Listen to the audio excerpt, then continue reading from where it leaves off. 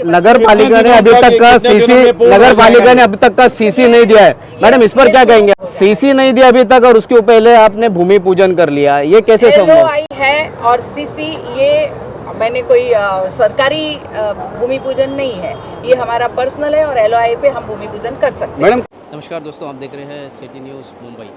आखिर आज जगत गुरु रामानंद भद्राचार्य के हाथों इस जगह पे उत्तर भारतीय भवन की भूमि पूजन किया गया है और उन्होंने दावा किया है कि इसका उद्घाटन भी वही करेंगे। आपको बता दें कि ये जो पंडाल है 100 से 125 लोगों की व्यवस्था है, जिसमें 40 से 50 कुर्सियां है, 10 से 12 सोफ़ा है और ख़ास बात यह है कि इस कार्यक्रम में 30% उत्तर भारतीय भी नज़र नहीं आ रहे हैं और उत्तर भारतीयों का उत्तर भारतीय भवन यहाँ बनाने की कोशिश की जा रही है। उत्तर भारतीय समाज गीता जैन के इस उत्तर भारतीय भवन में से कितना खुश है, ये आप डिसाइड करिए।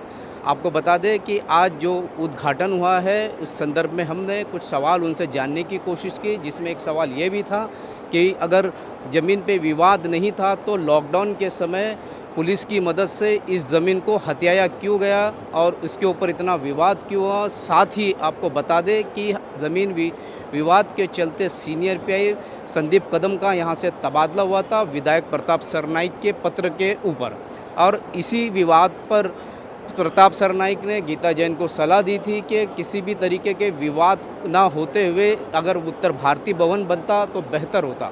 इस संदर्भ में हमने उनसे कुछ सवाल किए, आइए जानते हैं उनकी ज़ुबानी। सबसे पहले गुरुजी का बहुत बहुत धन्यवाद करना चाहूँगी कि हमारे इतने छोटे से कार्यक्रम के लिए उन्होंने इतना बड़ा मन रखा और यहाँ पधारे और आशीर्वाद दिया, और इसीलिए मुझे और विश्वास हो गया कि जो विघ्न आने वाले हैं वो भी दूर हो गए।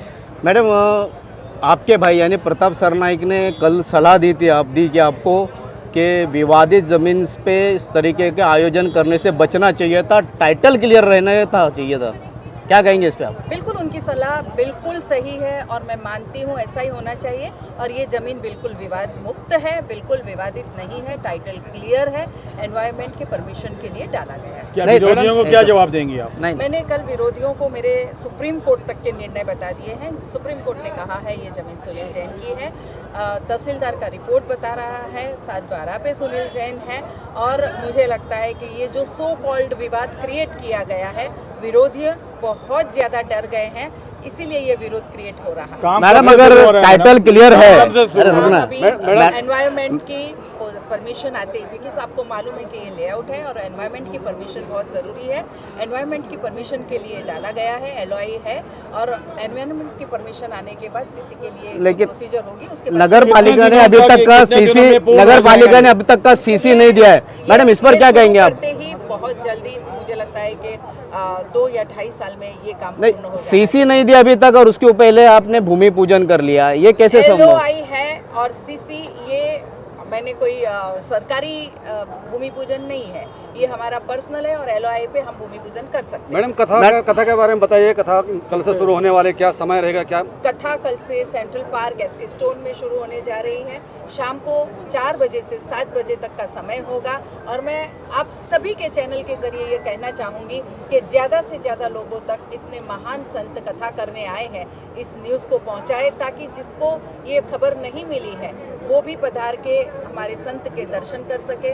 सदी के ऐसे महान संत बार बार मीरा भाईंदर की भूमि पे शायद आए नहीं आए। आज मुझे बहुत सुन के अच्छा लगा कि उन्होंने कहा कि जब इसका लोकार्पण होगा तब भी मैं आऊँगा। इतनी महानता ऐसे महान संत की हो सकती। मैडम आप कह रहे हैं कि टाइटल क्लियर है या विवाद नहीं है। धन्यवाद। मैडम एक आखिरी सवाल। जो मुश्किल के सवाल थे उन सवालों को हम पूछने की कोशिश किए तो उन्होंने जवाब देने से भी इनकार किया। वहीं पर हमने सुनील जैन से भी बात की। सुनील जैन का ये कहना है कि अगर 7/12 नरेश शाह के नाम पर है तो मैं भी ज़मीन की टाइटल और सब चीज़ें उनके नाम करने के लिए तैयार हूँ। आपको बता दें कि उन्होंने भले ही दावा किया है कि सारे कोर्ट के फैसले उनके हक में आए हैं, लेकिन सच्चाई क्या है अब तक हमारे हाथ में या कोई किसी भी तरीके का पेपर सार्वजनिक स्तर पर हुआ नहीं है। अब देखना यह है कि इस विवादित ज़मीन का जो कि मामला अभी भी कोर्ट में बताया जा रहा है, इस संदर्भ में क्या होता है ये तो आने वाला वक्त तय करेगा। अभी ज़मीन को सीसी नहीं है, इन्वायरमेंट की NOC नहीं है, लेकिन भूमि पूजन हो चुका है।